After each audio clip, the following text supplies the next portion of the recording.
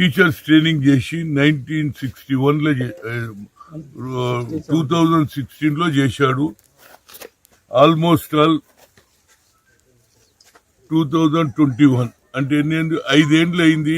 వస్తుంది ఉద్యోగం, వస్తుంది.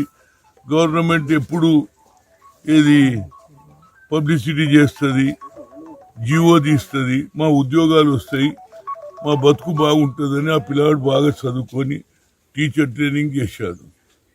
5 ఏళ్ళైనా నోటిఫికేషన్ వస్తలేదని, అప్లికేషన్ వస్తలేదు. కాబట్టి నేను చచ్చిపోతేనన్నా ఆ మహేష్ చాలా పెద్ద హృదయంతో ఈ ప్రభుత్వం పట్టించుకుంటలేదు, నేను చస్తేనన్నా మిగతా వాళ్లకు న్యాయం జరుగుతుందని ఆలోచన చేసిన మహేష్కు నిజంగా కూడా నా సానుభూతే కాదు, నేను దీన్ని ప్రభుత్వం ఇంత దిగదారుడు దానికి వచ్చి చచ్చిపోయేదానికి కూడా నోటిఫికేషన్ తీయకపోవడం, ఈ విధంగా రోజు పేపర్ల మొన్నటి వరకు రైతుల ఆత్మహత్య ఇప్పుడు జరుగుతూనే ఉన్నది.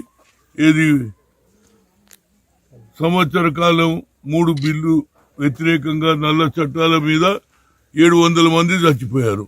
నిరుద్యోగులు నేను అనుకుంటాను బహుశా వాళ్ళు కూడా ఆల్మోస్ట్ 400-500 మంది చచ్చిపోయిండొచ్చు. ప్రతి దగ్గర ఇదే అవుతుంది. ఉద్యోగాల పేరు మీద ఇవాళ తీస్తాం నోటిఫికేషన్, రేపు తీస్తాం అంటున్నారు. పిల్లల ఆశతో చదువుతున్నారు. చదివైనాక ఉద్యోగం రాకపోతే తల్లిదండ్రులకు నేను ఏ విధంగా పోషించాలి? ఆ తల్లి ఇప్పుడే అన్నది, నేను చాలా కష్టపడి నా కొడుకుని చదివించిన, వారికి చదువు తప్పితే ఇక వేరేది ఏమి లేదని ఆవేదన ఎక్స్ప్రెస్ చేసిందంటే, ప్రభుత్వం మరి ఇంటికో ఉద్యోగం అని తెలంగాణ వచ్చింది. మరి ఇక్కడ శాసనసభ్యుడు వల్కా సుమన్ కూడా తెలంగాణ పేరు మీదనే శాసనసభ్యుడు అయ్యాడు, పార్లమెంట్ మెంబర్ అయ్యాడు.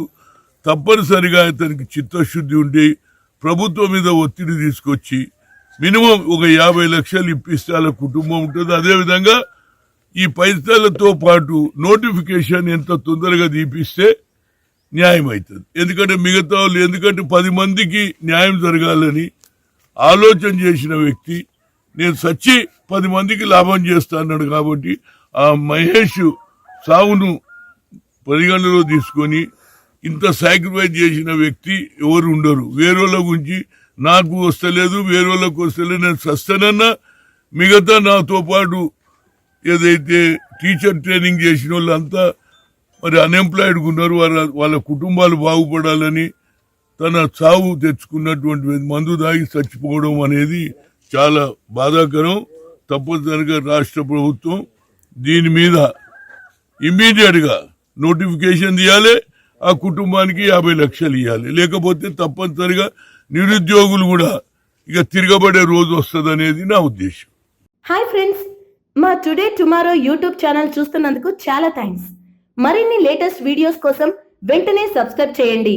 అలాగే ఈ బెల్ ని కూడా రింగ్ చేసేయండి. మా నోటిఫికేషన్స్ అన్ని మీ మొబైల్లో వస్తాయి. అలాగే మా వీడియోస్ మీకు నచ్చితే లైక్ చేయండి, షేర్ చేయండి, నచ్చకపోతే కామెంట్ చేయండి.